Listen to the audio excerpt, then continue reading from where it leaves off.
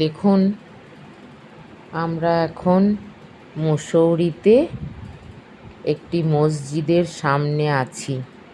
কি অপূর্ব জায়গাটা! ব্রিটিশ আমলের অনেক ছোঁয়া এখানে এখনো রয়ে গেছে। আজও খুব বৃষ্টি পেলাম, কিন্তু আমাদের ঘোরার কোনো খামতি নেই। অনেকক্ষণ ধরে এখানে বসে আছি।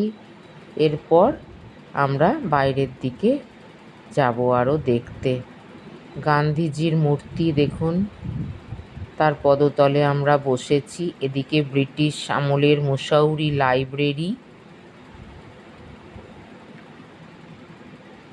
এই যে একটা ছোট্ট জায়গা করা আছে, এখানে যত যাত্রীরা মানে যারা বেড়াতে এসেছে তারা সব বসে আছে। এখান থেকেই বিভিন্ন জায়গা যাবে ঘুরতে। কি অপূর্ব! মসজিদটা দেখে মন ভরে গেল।